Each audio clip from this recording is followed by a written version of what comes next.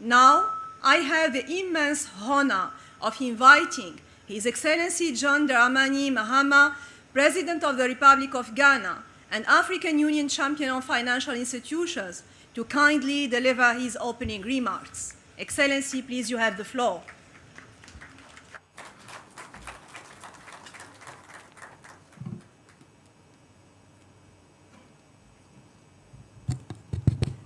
Thank you very much. Excellencies, heads of state and government, distinguished guests, ladies and gentlemen, let me proceed on the established protocol. On behalf of the government and the good people of the Republic of Ghana, I bid you welcome in the most special way, and as we say in Ghana, we say akwaba, which means welcome. You've come to a city that knows something about great beginnings. In December 1958, our first president, Osagyefo Dr. Kwame Nkrumah, gathered the freedom movements of this continent here in Africa at the All-African People's Conference and reminded them that the independence of Ghana would be meaningless unless it was linked to the total liberation of the African continent. 68 years on, Excellencies, you've returned to Accra at another consequential moment. The fight for liberation today is against another kind of oppressor, one that is more subtle, yet no less dangerous. It is the fight against inequality, a fight against oppression of viral diseases, of mothers forced to bury their children, of children denied even a single moment of the innocent joy of a mother's smile. It's liberation from this oppression, Excellencies. Liberation from this oppression, Excellencies, shall be measured in the clinics that stay open in our countries, in the medicines that are manufactured on African soil, in mothers cuddling joyful infants, and in financial budgets adorned with the numbers of our own choosing. We've gathered here because we are the front line of this liberation struggle. We are the generals of the continent's battalion of change seekers. I thank the chairperson of the union, the chairperson of the commission, and Commissioner Amachung and her tireless team for the confidence placed in Ghana to lay the groundwork for this campaign to strengthen health systems and combat maternal mortality, infectious diseases, and non-communicable diseases. Some will ask, what is truly extraordinary about this session, given that our union meets regularly to discuss many similarly weighty matters? The answer, respectfully, is that the hour itself is extraordinary. By our own decisions in Addis Ababa, this assembly requested a fully costed continental roadmap to 2030 and beyond. We adopted it in February 2025 and directed that we convene to drive its implementation. That mandate would have been reason enough, but surely not extraordinary. World affairs today have, however, conspired to dramatize the situation. Development assistance for health fell more than 1/5 in a single year, from around 49.6 billion to about 39.1 billion. And so on average, significant numbers of our member states still finance roughly half of their health budgets from external sources. The temptation is to reach for words like crisis, catastrophe, maybe even apocalypse. But our duty today is to urge us to seek other acceptable language, words of urgency, no less, but of a different spirit. Let us not dress despair in the robes of earnestness. We should not succumb to panic and call it vigilance. After all, the system that is crumbling today was merely the scaffolding on the building. No one building, something enduring, a monument their descendants will be proud of, spends their time stuck on the scaffolding. Who bemoans the discarding and dismantling of the scaffolding? It is always the tower that we must uphold. Our eyes should remain fixed on that towering edifice of African liberation. The question haunting this meeting today is simple. Are we builders of towers, or we are merely erectors of scaffolds? Excellencies, I want us to examine the books together. Our continent is still home to 2/3 of the 40 million people living with HIV worldwide. A true tragedy. But the more encouraging fact is that AIDS-related deaths have fallen by nearly 3/4 since their peak. Right there is the proof we need that when we rise to the occasion, our problems will crumble at our feet. On tuberculosis, I often hear that 17 of the world's 30 highest burden countries remain in Africa. What I don't hear as often is that the incidence is down by 28% and deaths are down 46% in under 1 decade.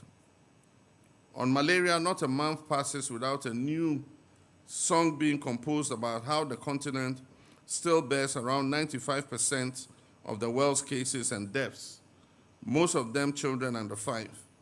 And the tune grows even more mournful when we're told that a changing climate escorts the mosquitoes into highlands that were once malaria-free. We can go on and on from one beat of gloom to another. For example, more than 90 million of our people live with chronic hepatitis B or C, most of them undiagnosed. Neglected tropical diseases still blind, disfigure, and stigmatize our people. And if you're observant, you'll notice that most accounts of the global infectious disease burden present a uniquely depressing African perspective. But the truth is that the face of diseases is changing on our continent. We're steadily converging with the rest of the world in the types of ailments that inflict the most harm on our people. Non-communicable diseases already claim over 2 million of our people before their 70th birthday each year. Cervical cancer alone kills more than 80,000 African women each year. Mental ill health is heavily undercounted in nearly every national plan on the continent. And so what does this really mean? It means that the days when colonial tropical medicine could cast a continent as uniquely benighted and in need of missionary kind of episodic interventions are over. Africa now stands at a crossroads defined by its appetite for total health transformation. It can no longer allow itself to be perched on the periphery and cast as the destitute beneficiary of the largesse of some distant global health systems. If we allow these stereotypes to persist, a new wave of health conditions will dominate mortality in Africa by the middle of the century, taxing our demographic dividend before it is ever paid. And that is why the Presidential Council of the Accra Reset convened a high-level panel on reform of the global health architecture and governance to consider a root, stem, and branch transformation of the mindsets, policies, programs, and systems that define global public health today. That meeting took place in Dakar, Senegal. But we're not by this action delegating our agency to any notion of an abstract global health hierarchy. While the high-level panel is independent, we have been emphatic that we don't want another list of lamentations. We have no plan to go around employing others for salvation. What we want is ideas that put the global south, the global majority, and our African family firmly in the driving seat of our own health destinies. And that is why the panel's normative and intellectual work is harnessed to the Health Investment National Gateway Enablers, in short, HINGE, and the Reform Interlock Observatory, RIO, platforms we are also building within the Accra Reset movement. We must build sockets at home to connect public initiatives with private investment and unblock barriers in the way of turning health from being a fiscal sink into an economic multiplier. Here in Ghana, we have created a whole new set of anchors for the regional harnesses that I've just described. These include the Ghana Medical Trust Fund, which Ghanaians, with their customary sense of humor, have christened Mahama Cares. Through these instruments, we are shielding families from the ruinous cost of chronic diseases. I'm proud to observe, Excellencies, that many of you are taking similarly bold steps in your own countries. Regarding our mothers and newborns, I wish to express my strongest personal support for President Samia Suluhu, our AU champion for maternal and child health, and to inform the Assembly that through Accra Reset, we hope to work very closely together on the Mother Africa call to action. This is the continent's first charter in support of the African Union's roadmap on maternal and child survival, which is built around measurable objectives and a clear set of reform principles. I therefore urge that we carry the same sense of ambition into each and every one of our deliberations, nor should we, even as we aim high, forget those of our brothers and sisters who are at the lowest ebb of life, those in conflict areas and internally displaced persons, where clinics have been razed to rubble and cold chains have become heaps of broken containers. The sovereign health agenda that is guiding our step as we march out of dependence will ring hollow if we cannot reach every corner of our continent. We cannot have the fog of war in the beautiful Congo Basin cloud the spread of Ebola on the delightful banks of the Nile. By now, we've all heard that Africa imports around 70% of its medicines, more than 90% of its medical devices, and over 99% of its vaccines. We all remember standing in the queue in 2021, cash in hand, watching others served first as the panic of COVID-19 threatened to overwhelm the world. We learned a bitter lesson, and thank God we have learned from it. Today, it gives me great pride to see vaccines flowing from Dakar, to see messenger RNA sciences being catapulted from Cape Town, to see the head of Ghana's brand new vaccine institute go toe-to-toe with biotech strategists around the world, to hear the new facility for cutting-edge biologicals humming on the streets of Kigali. Excellencies, we are the generals of the Army of African Health Transformation. Allow me to announce for your hearing pleasure that the pharmaceutical manufacturing plan for Africa is no longer a mere scribble on paper. The African Medicine Agencies under Dr. Mimi Darko is moving from treaty to working instrument, and the strategic joint procurement and a continental active pharmaceutical ingredient strategy will give our manufacturers the boost they have been waiting for and they so long deserve. We know very well that health value chains mean factories, laboratories, and dignified work for our young people. Sewn together by the African Continental Free Trade Area, sovereignty in health, it turns out, is also an industrial policy, a structural transformational agent, and a liberation strategy. 25 years ago in Abuja, we promised to devote 15% of our national budgets to health. That promise is now old enough to have children of its own. So the pledges we make this afternoon must be physical, not lyrical. Through the African Leadership Meeting commitments and the Program for Financing and Investing in African Health, through debt for health arrangements, solidarity instruments, and protected budget lines that survive electoral cycles, let each of us bring the Ministry of Finance to the health table and keep it seated right at that table. Prevention repays us ninefold. Show me a better bond in the economy market than prevention. Excellencies, this afternoon, we shall deliberate amongst ourselves on local manufacturing, financing, and governance and leadership. Our member states will pledge, and we shall adopt the Accra Declaration. As your host and your brother, I make one request of all of us. Let us not adopt another eloquent text. Let us seal our pacts with our words of honor. The declaration establishes a continental monitoring, reporting, and accountability framework, which we hope to align with Accra Reset's framework.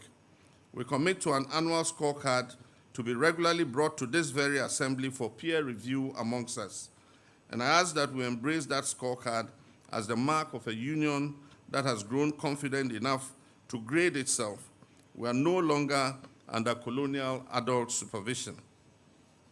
Our elders in Ghana say, "Tekro enko ejina." It means one head does not hold counsel with itself. And that is why the founders gave us an assembly, and why you have honored Ghana by bringing this council to Accra. Many of the people we serve will not get to read our declaration, but they must feel it. They must feel it in stock shelves. They must feel it in efficient clinics, in running taps, in punctual diagnosis.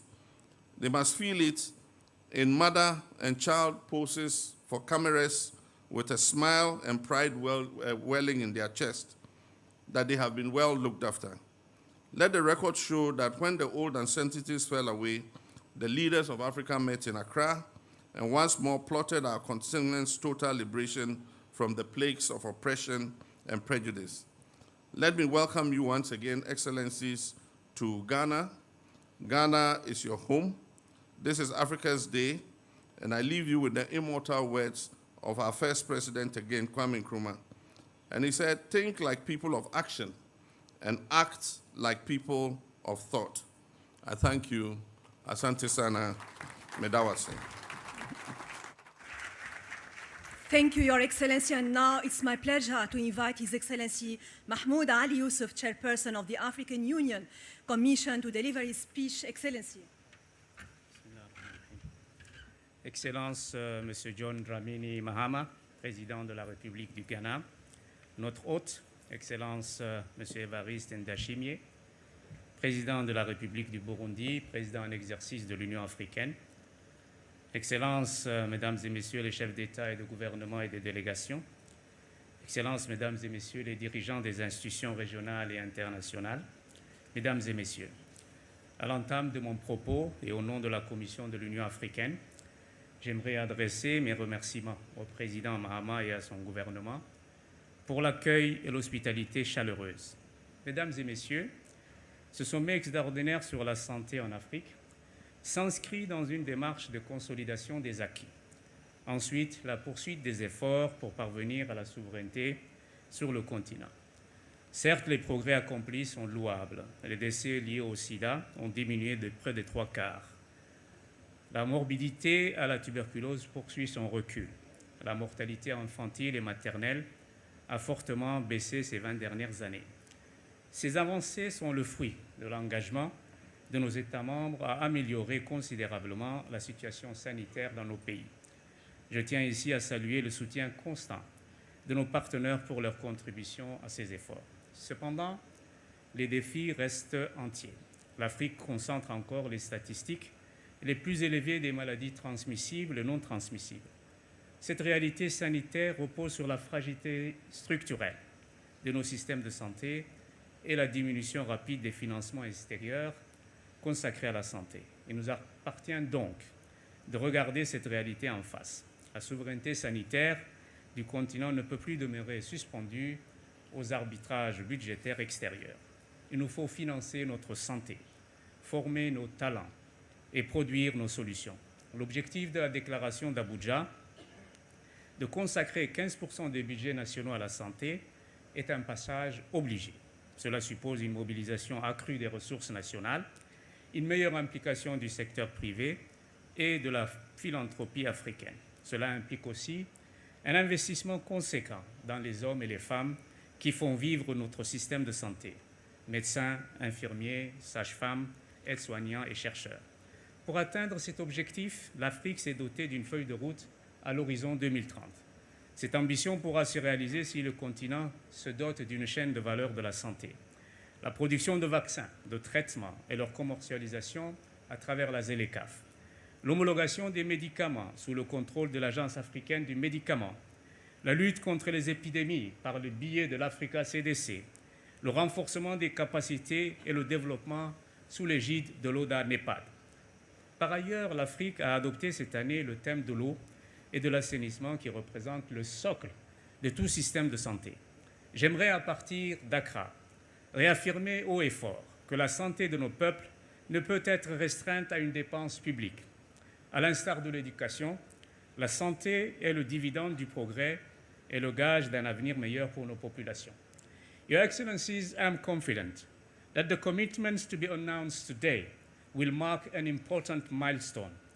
An Africa that depends on others to protect the health of its populations cannot claim full sovereignty. Our ambition is to seek self-reliance by bearing full responsibility. The reason why we contemplate a continent that stands tall in all sectors, and in particular in universal health care for all our African citizens. I thank you.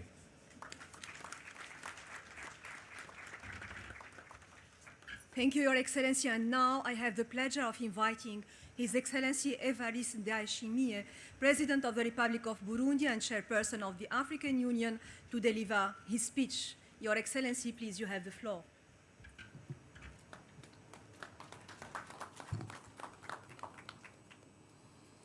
Excellences, Monsieur John Dramani Mahama, Président de la République du Ghana et hôte de cette session extraordinaire et chers frères, Excellences, Madame et Messieurs les chefs d'État et de gouvernement, Excellences, Monsieur le Président de la Commission de l'Union africaine, Excellences, Mesdames, Messieurs les chefs des organes et institutions de l'Union africaine, honorables Mesdames, Messieurs les chefs, les membres du gouvernement du Ghana, Mesdames, Messieurs les chefs des organisations internationales et régionales, Mesdames, Messieurs les représentants des partenaires au développement, distingués invités, Mesdames, Messieurs, que le Seigneur Dieu Tout-Puissant soit loué pour ses bienfaits.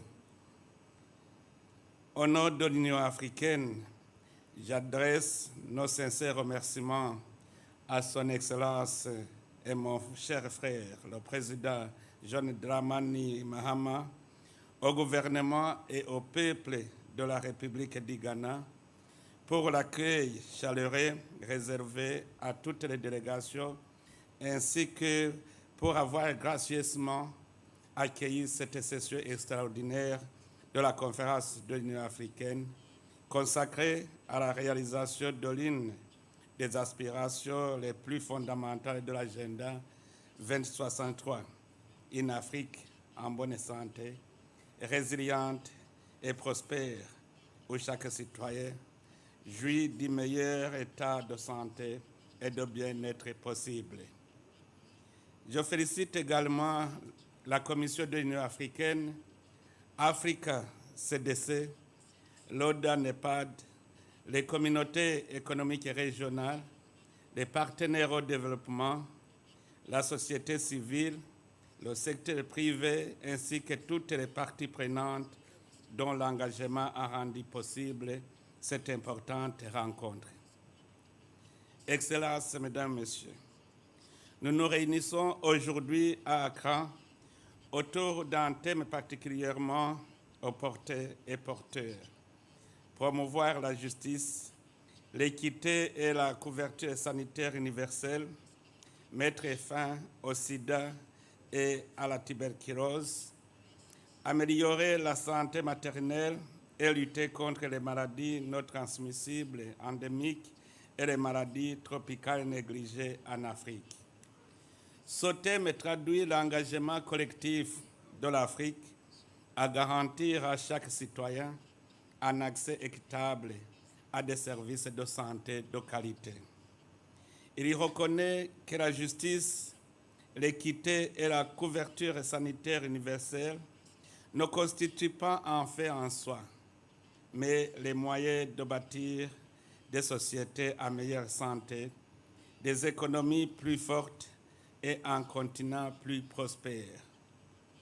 Ainsi, cette session extraordinaire est convoquée en application de la décision 852 de la conférence des chefs d'État et de gouvernement de l'Union africaine, par laquelle notre conférence a commandité la tenue de cette session et a appelé à accélérer les efforts visant à mettre fin au sida d'ici 2030, à lutter contre les décès maternels évitables, à combattre les maladies transmissibles et non transmissibles, à renforcer les systèmes de santé et à accroître progressivement un financement national durable pour la santé.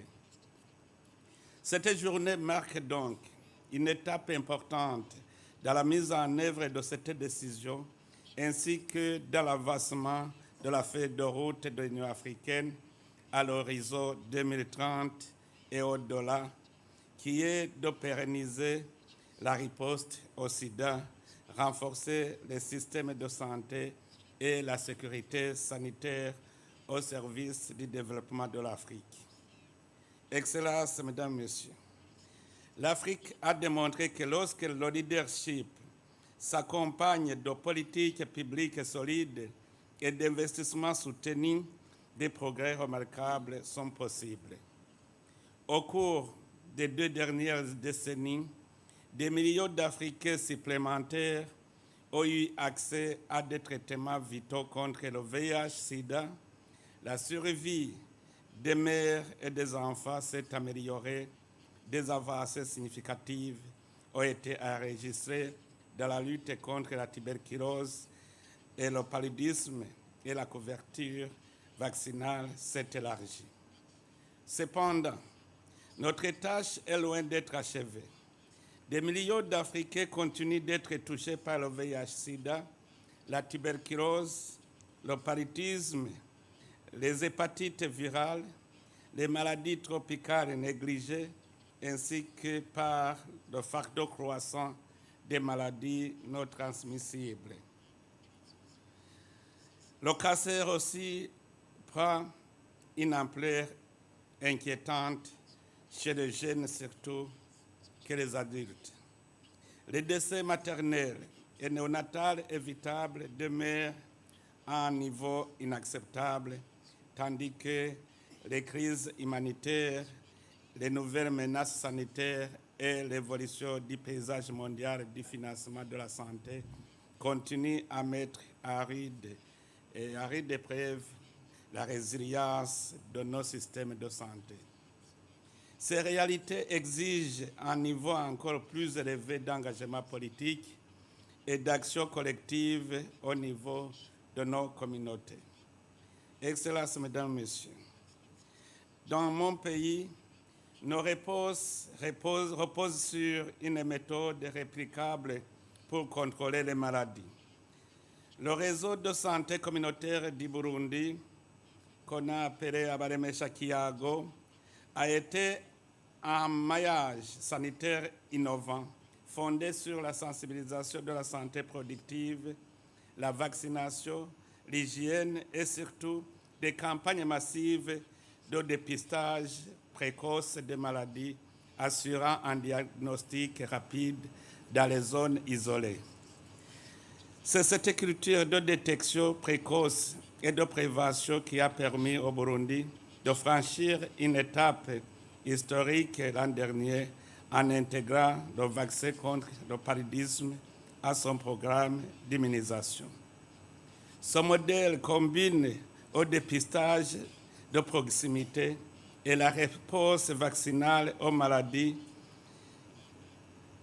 et ceci acquiert une véritable signification que s'il inspire, se diffuse et devient un bien commun pour notre continent. C'est le sens de l'appel que je porte devant vous aujourd'hui. Faisons de la solidarité sanitaire africaine non pas une aspiration, mais une architecture, celle d'une Afrique qui se soigne par les mêmes, qui produit ses propres réponses et qui ne subit pas, mais anticipe. Excellences, Mesdames, Messieurs, les défis sanitaires auxquels nous sommes confrontés ne peuvent être relevés au moyen de programmes isolés. Mettre fin au sida, à la tuberculose et au paludisme, réduire les décès maternels et néonatales évitables, lutter contre les hépatites virales, les maladies tropicales négligées et les maladies non transmissibles et nous préparer aux futures pandémies dépendent tous de systèmes de santé résilients, intégrés et centrés sur les populations. Aussi, nous devons avoir à l'esprit que l'avenir sanitaire de l'Afrique doit être de plus en plus financé par l'Afrique elle-même. Si les partenaires internationaux demeurent indispensables, l'évolution du paysage mondial du financement nous rappelle la nécessité de renforcer la mobilisation des ressources internes, d'améliorer l'efficacité et la redevabilité dans les dépenses de santé, de développer des mécanismes innovants de financement et d'accélérer les investissements dans la recherche, l'innovation et la production pharmaceutique locale. Cette session extraordinaire nous offre l'occasion de réaffirmer que la santé n'est pas seulement une priorité de développement, mais également un investissement stratégique dans le capital humain de l'Afrique, sa transformation économique et son développement durable. À ma qualité de président de l'Union africaine, j'appelle tous les États membres à adopter la déclaration d'Accra comme un engagement continental renouvelé visant à accélérer la mise en œuvre de la feuille de route de l'Union africaine à l'horizon 2030 et au-delà.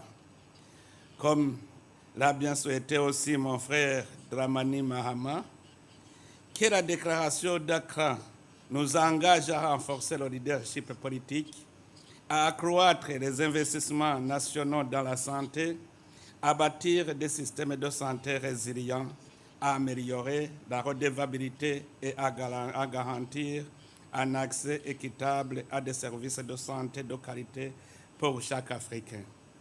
Qu'elle réaffirme également notre détermination à renforcer les soins de santé primaires, à améliorer la santé maternelle et infantile, à accélérer la lutte contre les maladies transmissibles et non transmissibles, à intégrer la nutrition dans les politiques de santé et de développement et à faire progresser la couverture sanitaire universelle sur l'ensemble du continent.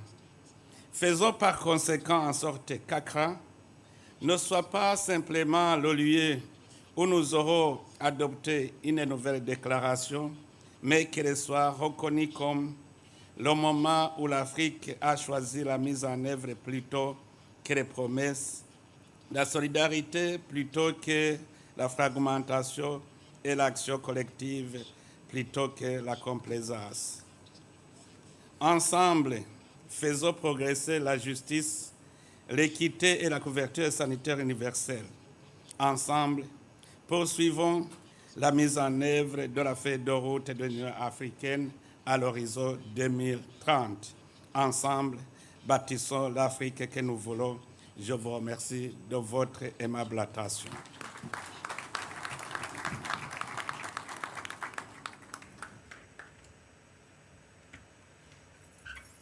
Merci beaucoup, Votre Excellence.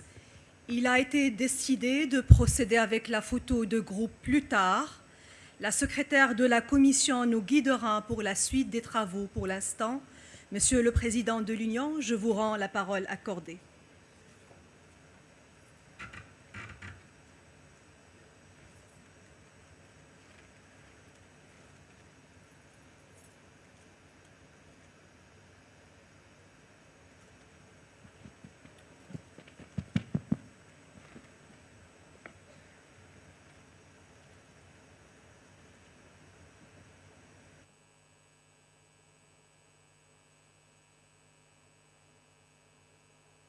Excellence,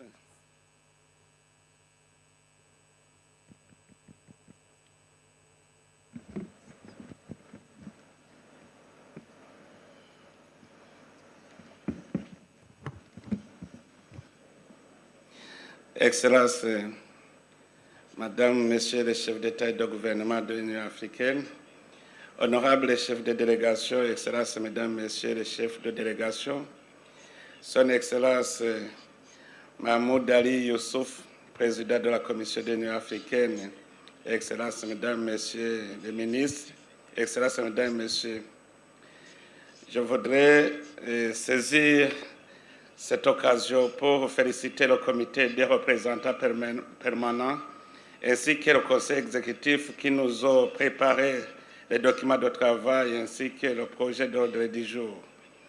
En ce moment, et comme nous sommes toujours en séance plénière, permettez-moi de proposer de commencer les messages de solidarité des partenaires et pour pouvoir permettre à tout le monde d'intervenir à temps, je voudrais que chaque partenaire ait 3 minutes et j'en appelle au respect de son temps.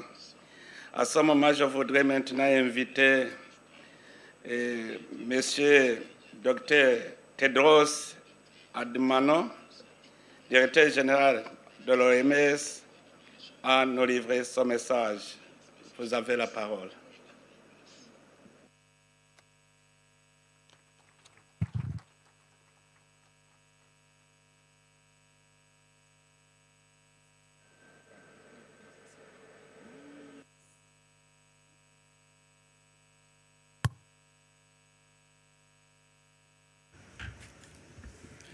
Thank you, Your Excellency.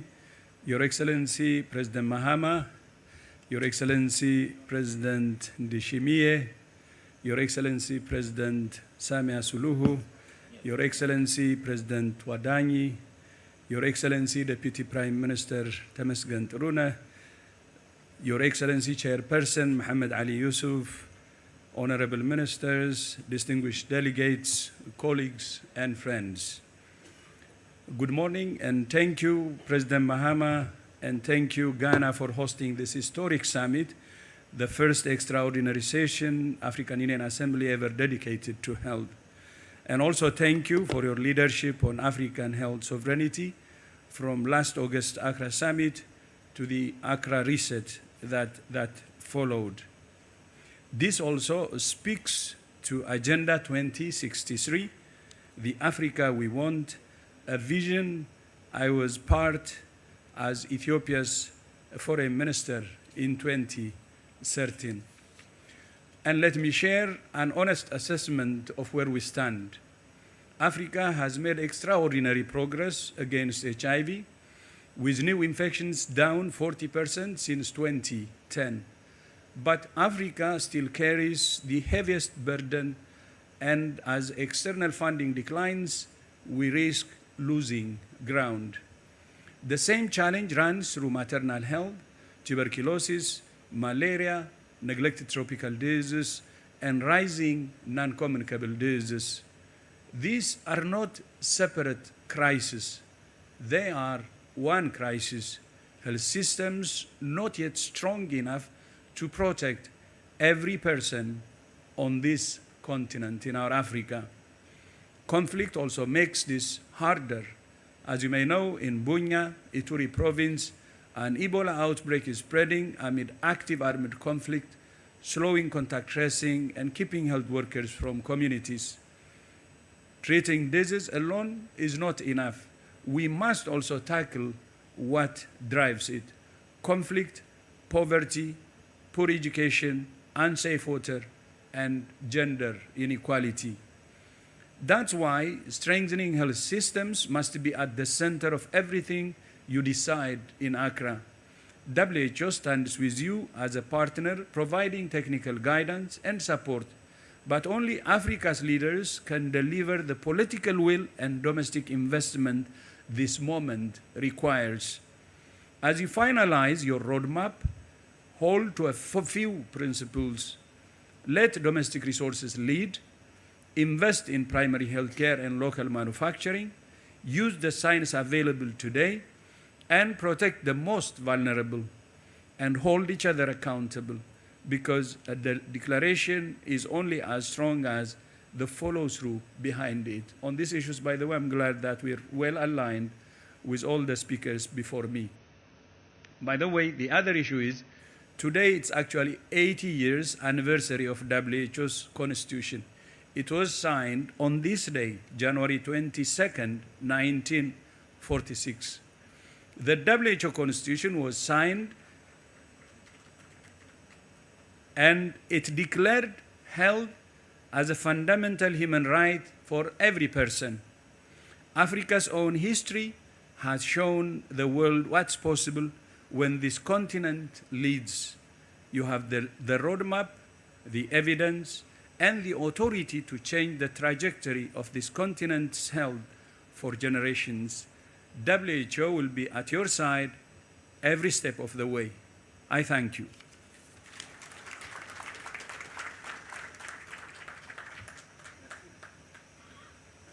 Merci beaucoup pour vos observations.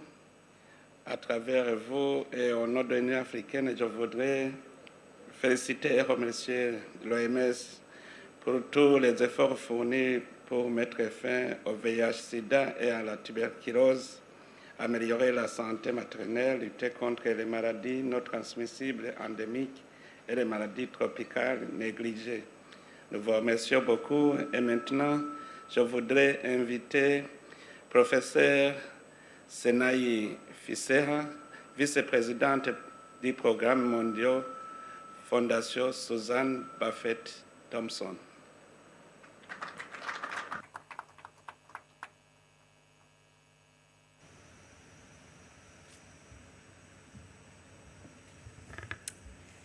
Good morning, Excellencies.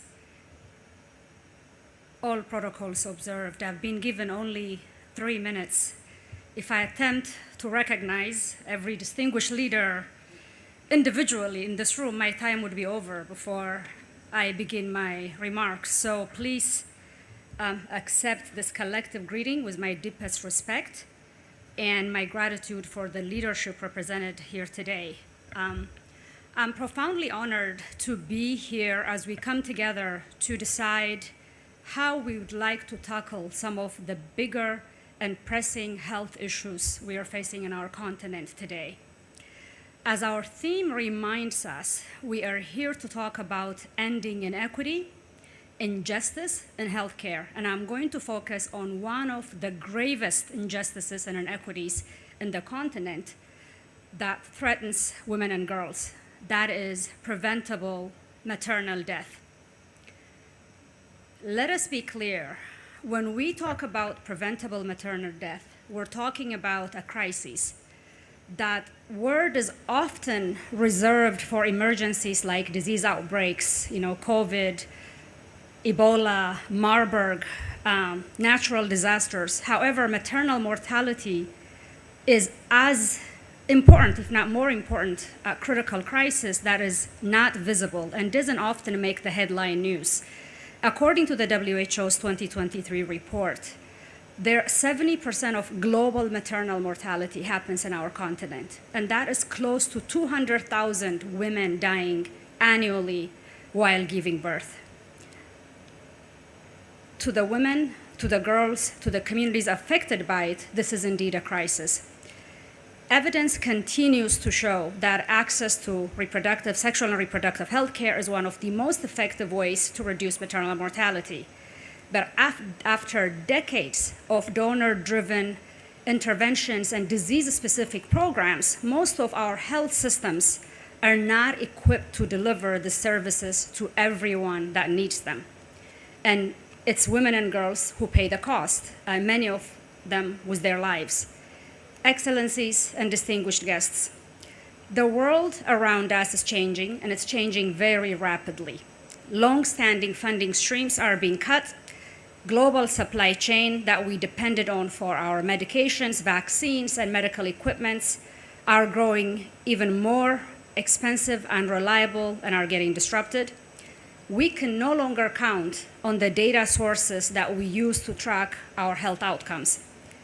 However, I truly have been deeply moved in the last year to see firsthand that when confronted by these realities, so many of our leaders in this continent really stood up. Leaders in this room, they did not see them as roadblocks, but rather as opportunities. So, as partners, we should respond to these realities by supporting and championing African-led solutions to our continental problems. Our task is not to create another initiative, but to accelerate implementations of our continent's unparalleled frameworks, to turn these resolutions into finance national plans and quality services and measurable results for women and girls. I believe that requires 3 commitments. First, we must align.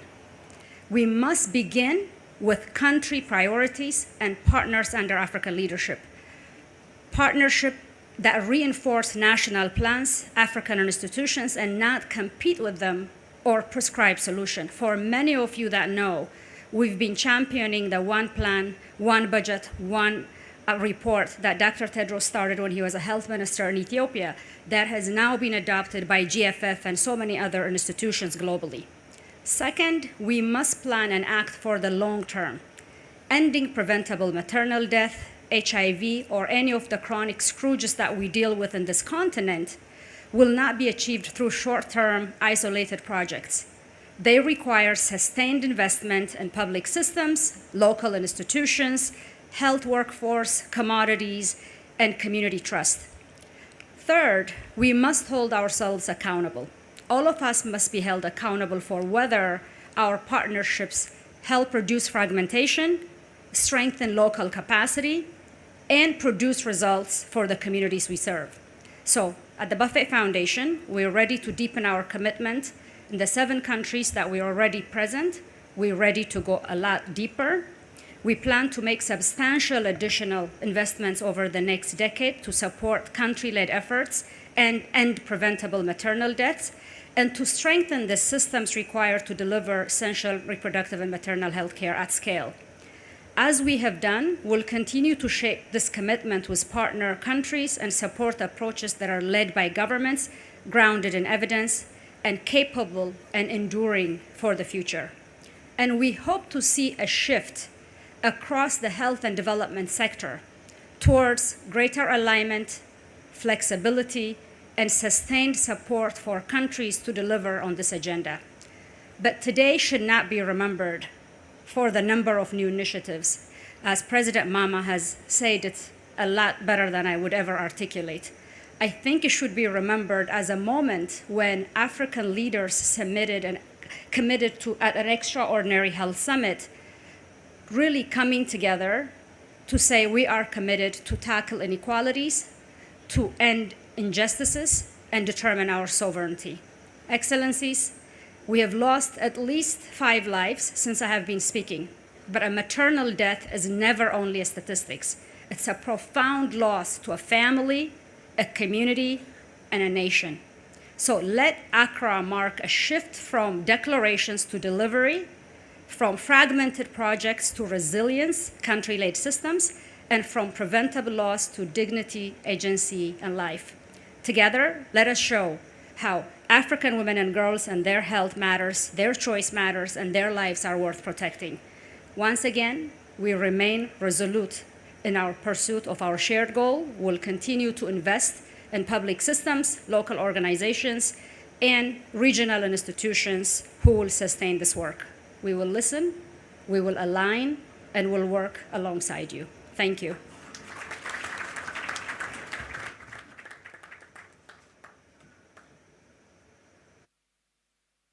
Merci, Madame. Maintenant, j'invite Dr. Winnie Byanyima, directrice exécutive ONUSIDA, représentant le secrétaire général des Nations Unies.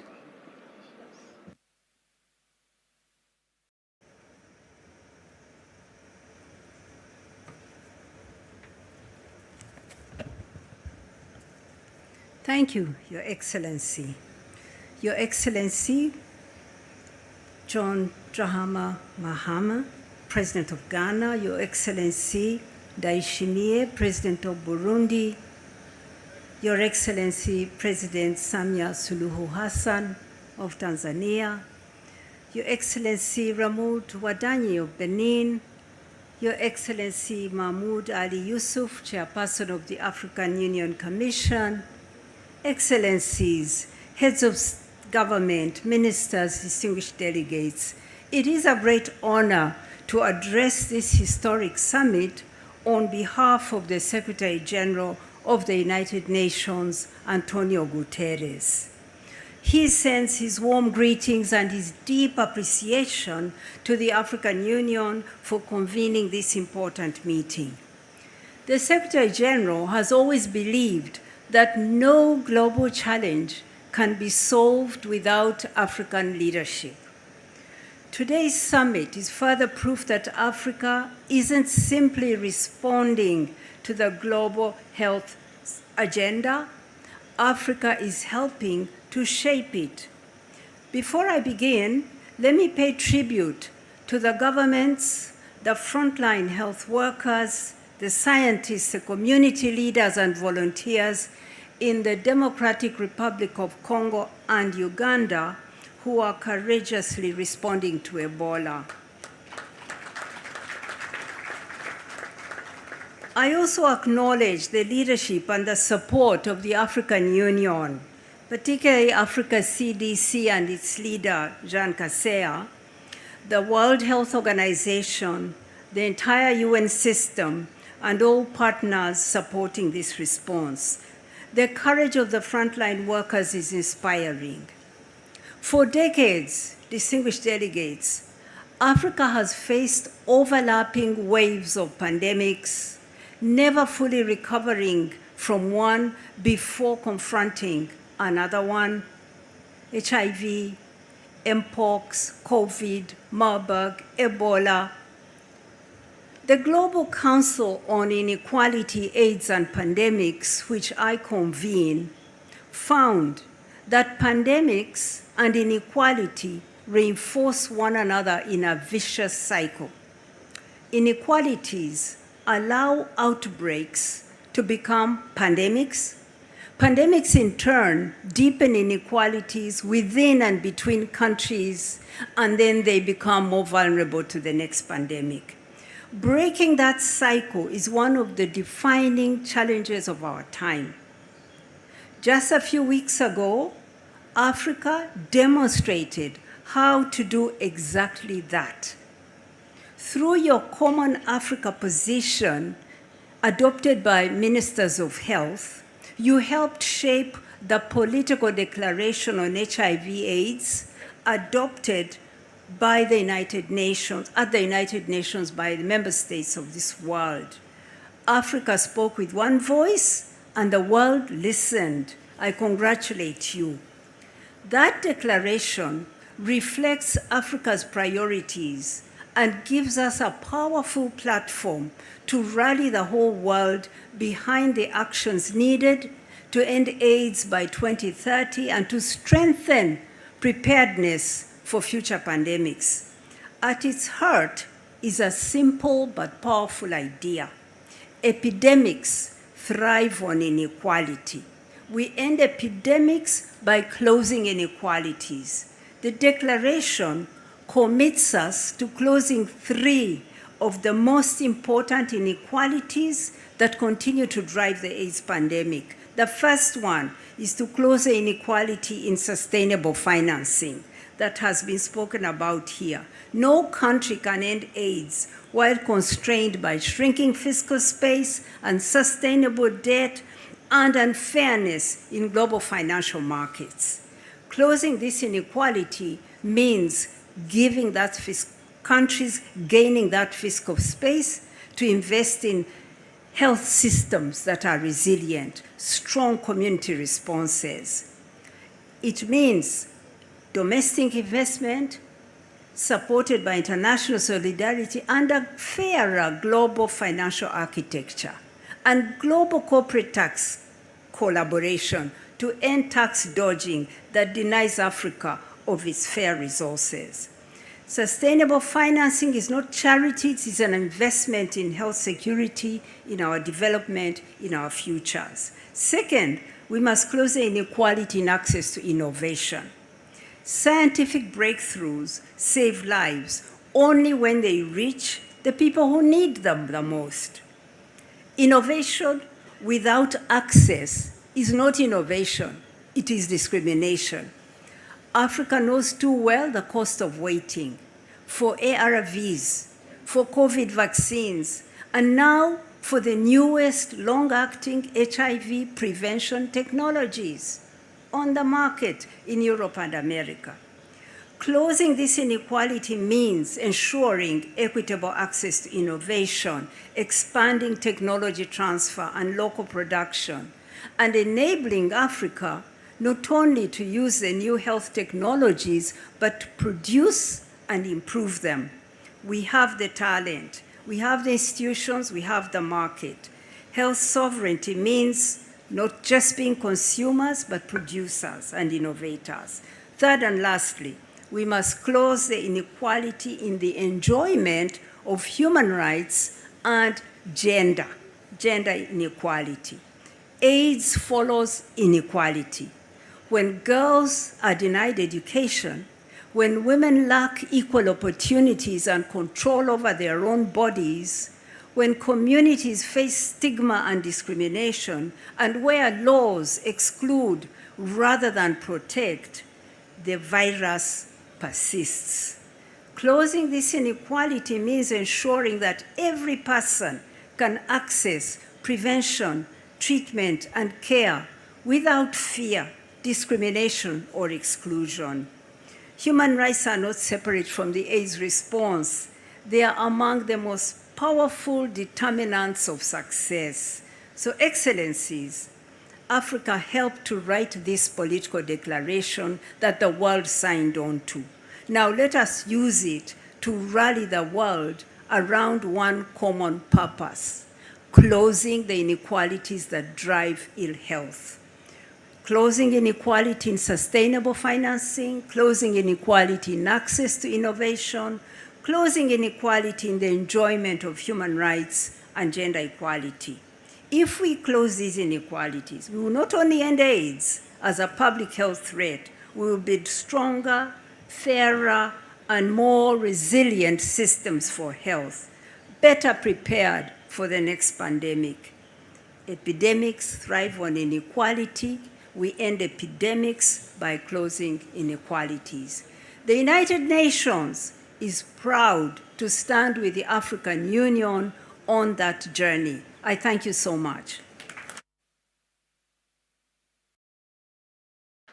Merci beaucoup de votre belle présentation et votre engagement.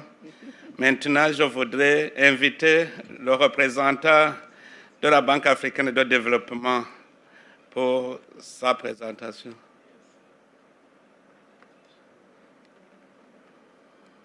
Représentant de la BAD, ce n'est pas présent.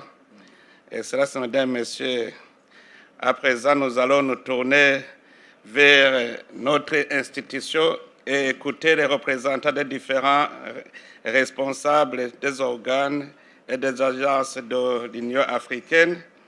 Et je voudrais par là commencer par Son Excellence ambassadeur Ama Troun Amoa.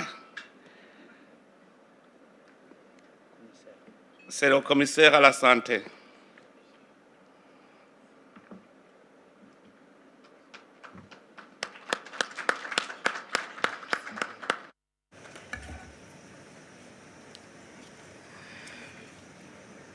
C'est aussi 3 minutes. Nous devons gagner du temps. Avoir 3 minutes pour la présentation. D'accord. In that case, Your Excellencies, heads of state and government, distinguished ambassadors, excellencies, permanent representatives, and distinguished participants. It is indeed a great honor to address this extraordinary session of the Assembly as we renew Africa's collective commitment to the health and well-being of our people. This summit is far more than another milestone on our continental calendar. It is an opportunity to reaffirm that health is the foundation of Africa's development, the anchor of our security, the measure of our resilience, and a pathway to our shared prosperity. In February 2025, our heads of state and government adopted the AU roadmap to 2030 and beyond on sustaining the AIDS response, ensuring system strengthening and health security for the development of Africa. In doing so, they laid the foundation for a new era of African ownership, health security, and sustainable action. Across our continent, we have expanded access to life-saving treatments, reduced AIDS-related death, strengthened disease surveillance and laboratory networks, widened immunization coverage, and built institutions capable of responding to complex public health threats. The COVID-19 pandemic demonstrated both Africa's resilience and its vulnerabilities. It exposed deep inequalities and inequities in access to vaccines, diagnostics, and medicines. Yet, it also catalyzed unprecedented continental cooperation and reinforced an enduring lesson, which is Africa's health security must be built upon strong national health systems, effective continental institutions, and regional solidarity. Excellencies, despite the progress achieved, our work is far from complete. HIV, tuberculosis, and malaria continue to impose a heavy burden on our member states. Preventable maternal, newborn, and child death remain unacceptably high. Viral hepatitis and neglected tropical diseases continue to affect millions of our citizens, often silently. At the same time, non-communicable diseases, mental health conditions, injuries, and the effects of climate change are placing increasing pressure on already overstretched health systems. These challenges are compounded by food insecurity, unsafe water and inadequate sanitation, humanitarian crisis, population displacement, rapid urbanization, and constrained health financing. They cannot be addressed through fragmented interventions. They demand health systems that are integrated, people-centered, equitable, and resilient. This is precisely why the AU Roadmap to 2030 and beyond was developed. The roadmap marks a strategic evolution in Africa's health agenda. It moves beyond fragmented, disease-specific responses towards comprehensive health systems capable of delivering quality care throughout the life course. It recognizes that we cannot end AIDS without strong primary health care. We cannot reduce maternal mortality without skilled health workers, functioning referral systems, and universal access to essential services. And we cannot achieve health security without robust surveillance and laboratory systems, local manufacturing, research and innovation, reliable supply chains, as well as sustainable financing. At the heart of the roadmap is integrated, people-centered service delivery.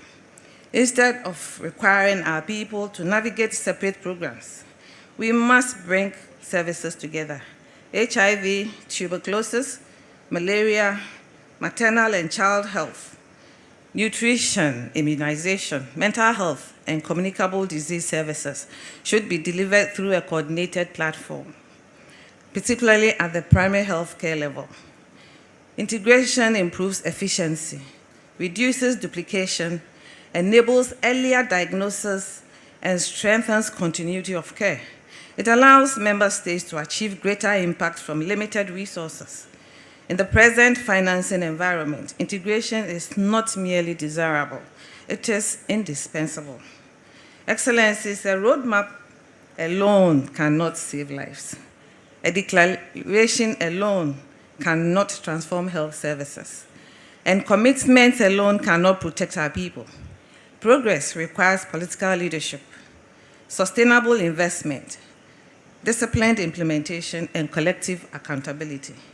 This is why the Accra Declaration before this Assembly is so important. It translates the roadmap into renewed political commitment by our heads of state and government. It calls upon member states to increase domestic investment in health, strengthen public health care, accelerate action against communicable and non-communicable diseases, improve maternal, newborn, and child health, advance nutrition, expand local manufacturing of essential health products, harness digital technologies and innovation, and build resilient systems capable of responding to future crises. Importantly, the declaration recognizes that health cannot be delivered by the health sector alone.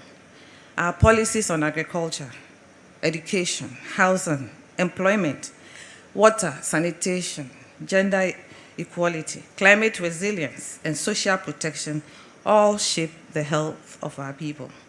This is especially relevant as the AU commemorates the theme of the year, which is assuring sustainable water availability, safe sanitation systems to achieve the goals of Agenda 2063.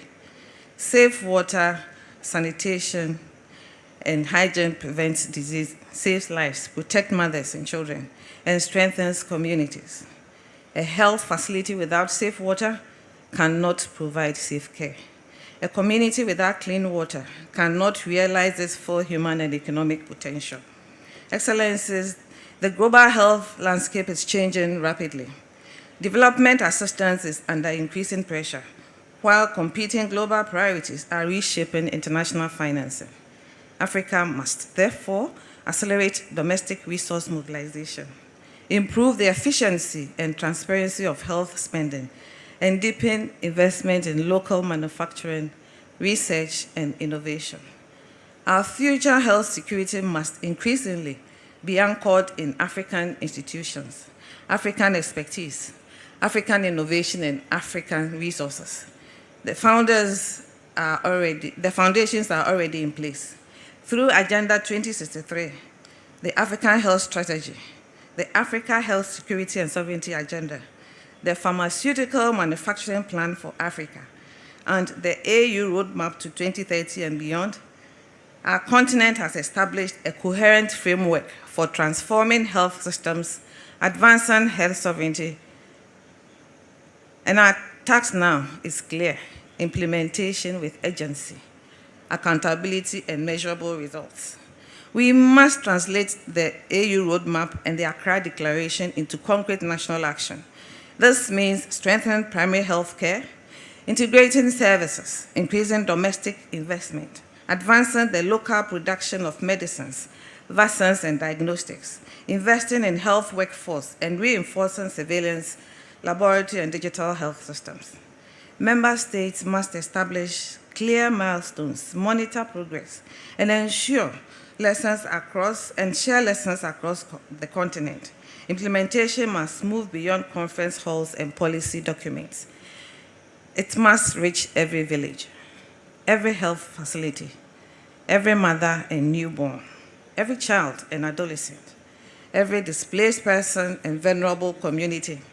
It must reflect safer childbirth and deliver tangible results. Excellencies, the decisions taken today, the declaration provides us the opportunity to draw new commitments. I'm Ellen.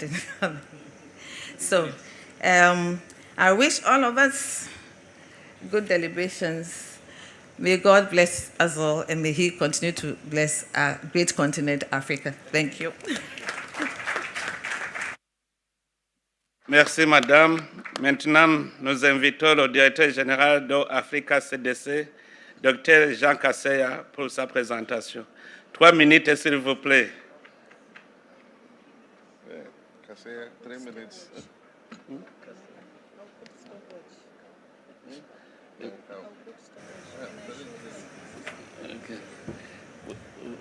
Excellence, il n'y a pas une meilleure opportunité de vous célébrer que cette réunion. Donc, laissez-moi donner l'opportunité à toute cette population de célébrer tout ce que vous faites. Je ne prendrai pas très long, mais je vais vous montrer les succès. Oui, Excellence, donc je vous reconnais tout le monde. J'ai une petite présentation à faire et j'espère qu'on est déjà en train de projeter. Vous allez voir ça sur votre écran de l'autre côté. Je ne l'ai pas encore. Excellence, ma présentation, c'est autour d'abord du président John Mahama. Quand vous aviez organisé la réunion de Accra, je suis venu m'asseoir à vos pieds pour comprendre la vision. Vous n'avez pas seulement Accra Recette comme votre fils, vous avez aussi Africa Health Security and Sovereignty. This is the platform that will support the implementation of the AU roadmap. And next slide, please. Excellence, what is putting all of you together is the Africa CDC Committee of Head of State. All of you are members of Africa CDC Committee of Head of State. Look, every day they are saying that Africa cannot deliver, Africa cannot be efficient. Look what we are doing.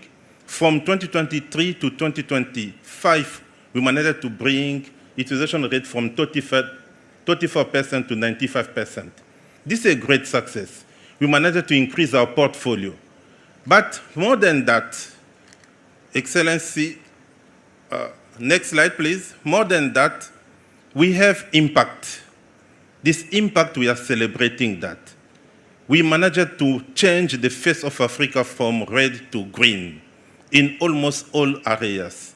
And you can see the impact is the decrease in terms of numbers of outbreaks. Yes, we are still facing a number of challenges. We are still having Ebola, cholera, measles, Marburg, but we are moving because we managed to put in place strong mechanisms. Next slide. And Excellency want to talk about Ebola. Most of you, when you meet me, you are asking, where are we with Ebola? The situation is not good. Yesterday, when I was making the presentation, it was 966 confirmed cases. Today, confirmed deaths, today, we reached 1,031. These are people dying. They are dying because we don't have vaccine, we don't have medicine, we don't have funding. And next slide, you will see that if we take a photo of this outbreak, after 9 weeks of declaration, it's the worst one that we have ever. If you compare with what we had in 2014 in West Africa, this current outbreak is 8 times more than that. It means we need solidarity to stop that. Next slide. And this solidarity, Excellency, it's also coming with responsibility and courage.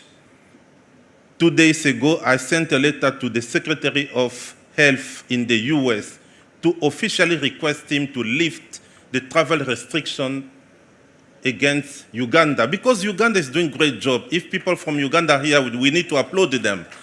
It's giving us an example of what a country can do. Next slide, please. But some challenges are still there, Excellency. One of them is insecurity. I have my team member who got a bullet because he went to Beni to support the response. We cannot accept that. And we are also facing the humanitarian challenge. Next slide, please. By discussing that, next slide. By discussing that, we need funding to stop that. I'm so glad. President Evariste, be proud of yourself. When I came to see in Burundi, you told me, please let us applaud for my leader. He told me we wanted to achieve $100 million coming from Africa. We already achieved 110 million. And the good news, you will applaud all of them. Today, this morning, President Mahama told me he's pledging money for this response. Thank you, President. But it's not the only good news. President Romuald Wagdin told me, please come to, next week to Benin. We'll discuss. Thank you, Excellency. Mama Samia, your Minister of Foreign Affairs told me, the Minister of Finance is signing the check. Thank you so much for that. Now our new objective, President Evariste, is to achieve 200 million coming from Africa. This is what we call sovereignty. This is what we call leadership. Next slide, please. Yes, money. It's not, Africa doesn't lack money, Excellency. President Mahama, you released with Excellency, the chairperson, in February 2026, an op-ed talking about how we are wasting our resources. More than 50% of our money is going due to the wastage. We need to fix this issue. It's not about lacking resources, it's managing better the resources. This is why I started with the first slide to show you that in Africa CDC, We are managing better our resources. We need also to see our countries managing better their resources. Next slide. The digital agenda is critical for that. If we don't put a strong digital agenda, we will not succeed. My sister, Vice President Senate, was telling me we need to have the leadership of Africa, managing and owning data. We are moving forward with this agenda. Next slide. Then, local manufacturing. President Mahama, we needed AMA, African Medicine Agency. But what we needed more is the market. We didn't have market. This is why we created the African Pool Procurement Mechanism. Because when you have the market and you have the regulatory aspect, then your agenda of local manufacture can move. I know that you are a true leader talking about the market, and you continue to promote the African Pool Procurement Mechanism. Next slide, please. This is the slide I love a lot. In 2020, when we started the process, I came to see Mama Samia. I like to call her Mama Samia, with my love to you, Mama. I told her, look, we want you to become champion for maternal and child health. She said, are you sure? I said, Mama, when you started as vice president in 2015, the maternal death was 556 per 100,000 live births. After 7 years of you being vice president, you decreased that to 104. Even today, I was informed by my team that the last modeling is giving Tanzania 72. More than 80% of the decrease. Then, those were thinking that when Africa CDC decided not only to present, but to promote Mama Samia as champion, it was not a political appointment only. It was to recognize your leadership. Mama, I'm proud of you. If all African countries, and this is the impact we are talking about, HIV, TB, malaria, all other diseases, what is the impact to reduce the mortality of mothers and children in Africa? And all of our leaders here, President Mahama with Mahama Care, what you are doing is amazing. President Evariste, I was in Burundi 2 weeks ago. Your program with your Minister of Health was here. It's just amazing. But President Ouagani, let us talk about the Community Health Worker Program. You were Minister of Finance. You provided funding. You were one of the first countries providing sufficient fund for your Community Health Worker Program. And your minister was telling me, after 5 years, we'll upgrade our funding and we'll be out of the dependency. Now that you are president, I'm coming next week to discuss that with you. Excellency, this is the face of Africa we want to see, when our leaders are coming together to show that something is moving. But I will not forget Ethiopia. The Deputy Prime Minister, Tedros, came from your country. You are the source of Community Health Worker Program. Be proud of what we are doing. Then my last slide, please. I took only 2 minutes. My last slide. How we need to stop the silo approach. How we need to say one integrated backbone system can deliver all programs. If we bring local manufacturing, if we bring sustainable financing, if we bring digital agenda, if we bring community health workers, if we bring the vision that we need, Africa will win. And thank you so much.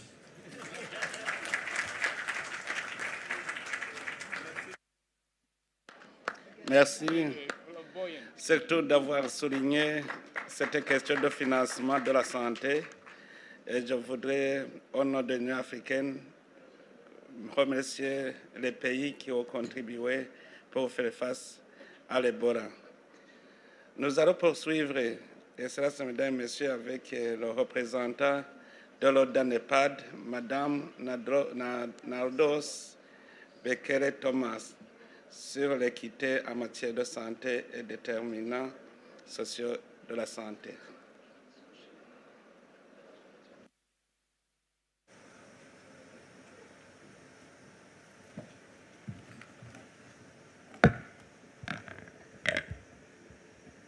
Thank you very much.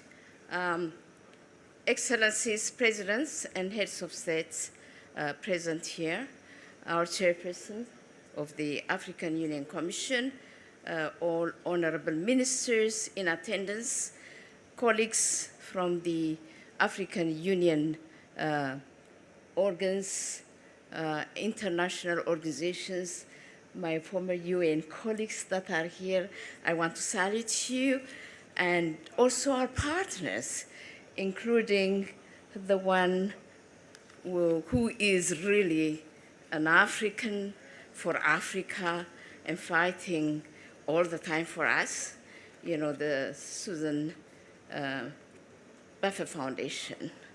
So, you know, I would like to recognize you, Professor Sanait. Distinguished leaders, ladies and gentlemen, thank you for the opportunity to address health equity and the social determinants of health. That is the topic I was given. An agenda which is central to Africa's inclusive transformation and to the African Union Development Agency's mandate to turn continental commitments into practical delivery. Health equity is not achieved by the health sector alone.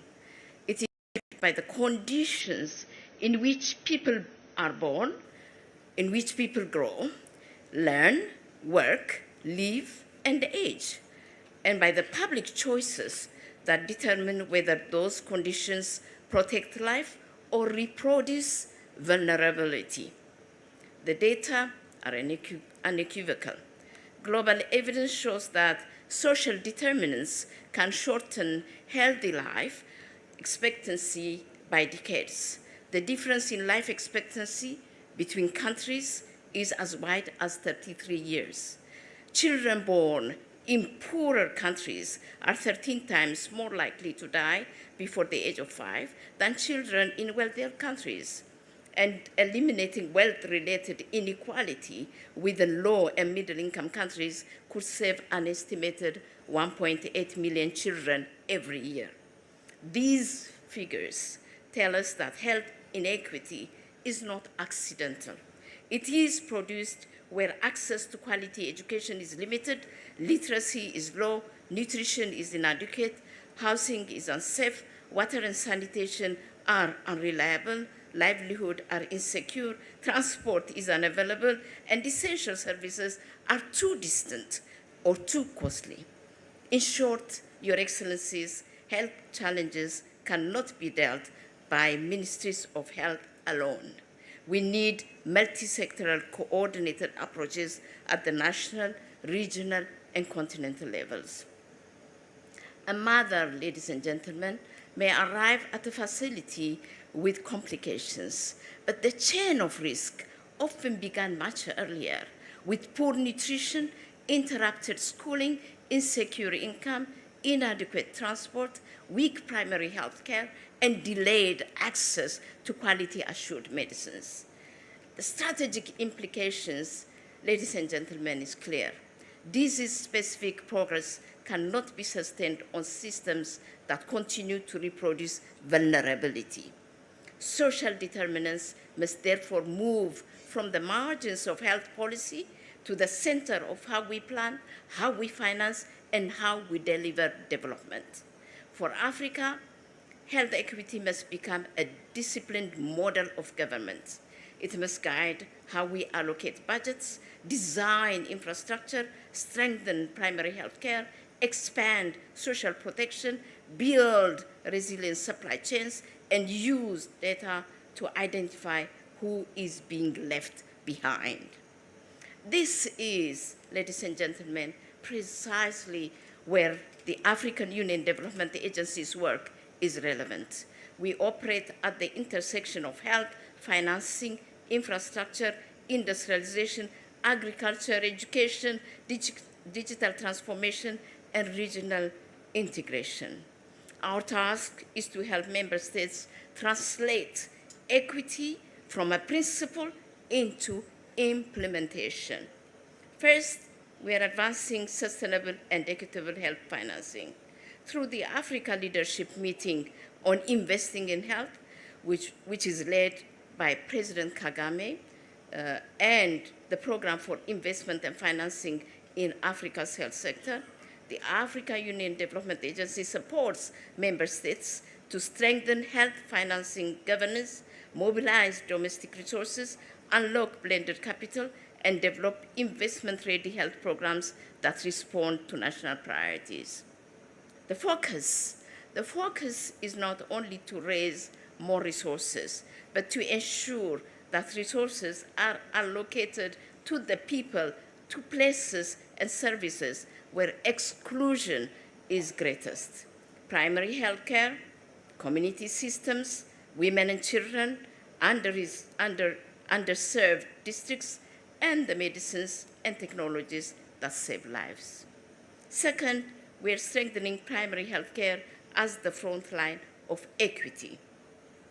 Strong primary health care identifies risk earlier, prevents diseases, links households to nutrition and social protection, and brings quality services closer to communities before illness becomes catastrophic.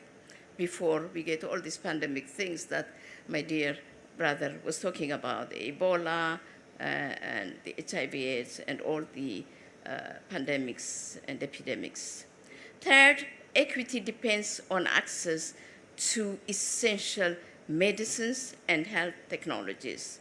For too many Africans, the distance between a diagnosis and treatment is measured not only in kilometers, but in price, in availability, in regulation, in procurement, and supply chain delivery. African Union Development Agency's 24 priority medicines and the securing access to life-saving medical products, which we call SCALE, initiatives, addresses this full value chain by aligning regulatory strengthening, local production, pool demand, financing, and last-mile delivery around the products with the greatest potential to close access gaps. Through the Africa Forum for the Federations of Medical Products Manufacturers, we are coordinating private sector efforts towards local production and access and preparing the African manufacturers for competitiveness. Fourth, through the African Demographic Dividend and Sexual and Reproductive Health Program, we are addressing inequity where it is mostly deeply reproduced in the lives of women, adolescents, and young people, courtesy of my dear sister, Professor Sanait. The ADRI is out on a past 5-year program supporting member states and regional economic communities to strengthen sexual and reproductive health, primary health care, and universal health coverage, while investing in young people as the foundation of Africa's demographic dividend. It moves SRH beyond a narrow service agenda by connecting it to education, youth employment, social protection, gender equality, financing, and accountable institutions so that girls stay in school, young people access quality care, and national commitments translate into financed implementation. Finally, equity requires better data. We must measure who is served, who pays, who is protected from hardship, where medicines are available, which districts are falling behind, and where investments are reducing gaps by income, gender, geography, age, and disability. Excellencies, in addition to these health initiatives, our Skills Initiative for Africa and Education Program are helping member states bridge the gaps in education skills development and youth employability, key social determinants of health and well-being. Furthermore, through our agriculture, food systems, and nutrition programs, we are supporting efforts to improve food availability, strengthen access to nutritious diets, and enhance the nutritional status of families with particular emphasis on women and children. Excellencies, addressing Africa's health challenges requires a comprehensive, multi-sectoral approach. Health outcomes are shaped not only by health, just a minute, by healthcare systems, but also by education, employment, food security, and all the other broader socioeconomic development. Real change in health inequity will require us, finally, to govern differently. It will require health finance, education, agriculture, infrastructure, trade, and social protection to organize around the same people and places using shared data, shared accountability, and shared investment plans. Health equity must be visible in the way we allocate budgets, build infrastructure, procure medicine, design digital systems, protect households from financial hardship, and deliver services to the last mile. Because the Africa we want will only be realized when the circumstances into which an Africa is born no longer determine the quality, dignity, and full potential of their life. I thank you and sorry for taking time. Merci. Merci, Excellences, Mesdames, Messieurs. Nous allons finir cette série de présentations avec celle de la directrice générale de l'Agence africaine des médicaments, AMA, Dr. Delès Mimi Darko. La parole est à vous.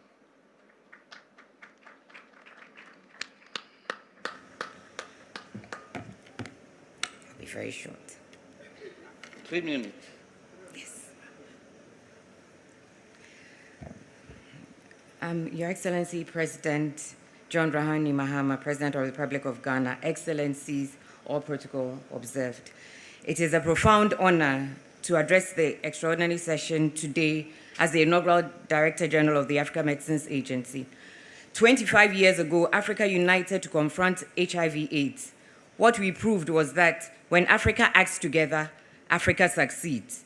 Today, the work before us is no longer simply a fight for a disease. It's to build institutions that will protect every generation of Africans from disease.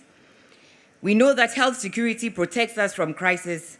It is health sovereignty that ensures that we are never again vulnerable to those crises. But both require one foundation, and that foundation is trusted regulatory systems.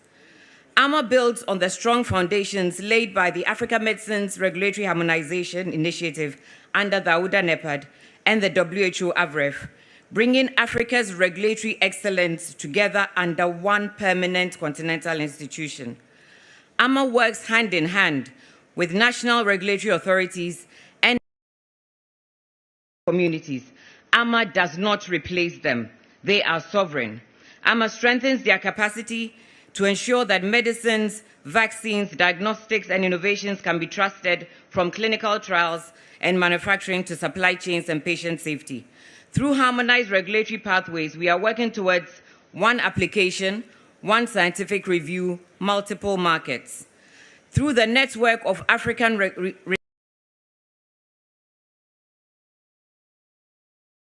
and the African Safety Monitoring System, Africa is strengthening quality assurance and for the first time generating its own continental safety data. Through AMA's newly established Regulatory Innovation and Manufacturing Readiness Hub, AMA is creating Africa's front door for manufacturers and innovators, reducing regulatory uncertainty and accelerating access to quality-assured African health products. During this Ebola outbreak, we supported the affected countries to review clinical trial protocols and walked an African manufacturer from Egypt through the regulatory process to manufacture an Ebola vaccine.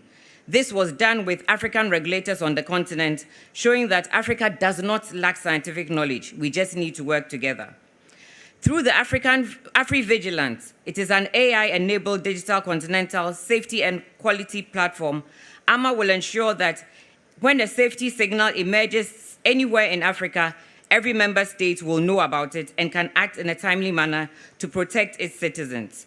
For the first time, we will have African safety data generated by Africa, in Africa, and for Africa. AMA believes that Africa must not join the innovation journey after all the critical decisions have been made. Our populations, our genetics, our disease burden must help to shape medicines of the future. AMA makes this possible by building a trusted regulatory environment that will attract innovation and will keep the innovation in Africa, because innovation should never widen inequity, it should reduce it. AMA will work closely with the Africa CDC to strengthen Africa's health security and with the Africa Continental Free Trade Area to ensure that quality-assured medicines move efficiently along the continent. Your Excellencies, my appeal today is simple. I urge every member state that has not yet ratified the AMA Treaty to do so. 33 member states have done that so far. We need the remaining countries to do so that the impact of AMA can be scaled. Where a ratification has taken place, please let it be matched by sustainable financial support. An institution that is ratified but not resourced cannot deliver the health sovereignty that this Assembly seeks. Together, let us make AMA truly Africa's agency to deliver quality medical products for the patients we serve. Excellencies, I thank you. God bless you.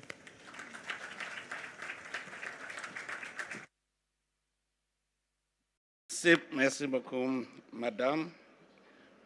Maintenant, nous allons marquer une petite pause. Je voudrais saisir cette occasion pour remercier nos invités pour leur attachement à nos travaux et je donnerai la parole au maître de ces activités. Thank you, Your Excellency. Excellencies, ladies and gentlemen, allow us now to proceed with the family photo. For this purpose, I kindly request all other delegates to remain in their respective seats, for instance, to ensure the orderly organization of the photo. I respectfully invite the following to proceed to the photo venue outside.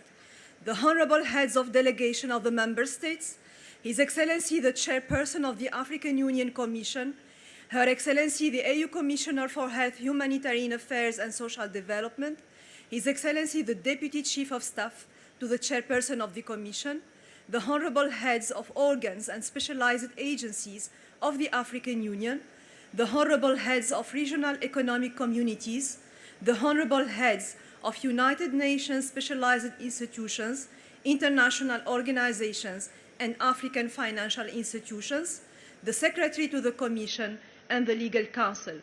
After the photo, we will have a coffee break. Please, Excellency, can you tell us at what time we have to come back here for the closed session? On va revenir à quelle heure? Ici. La pause, on va avoir la pause café. Une demi-heure. Une vingtaine de minutes? Une demi-heure. Une demi-heure.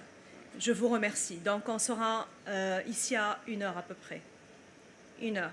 Voilà. Je vous remercie. Protocol, please. Est-ce que vous pouvez nous assister pour aller vers la photo family, assister les head of delegation and the high table? Thank you. Protocol team, please.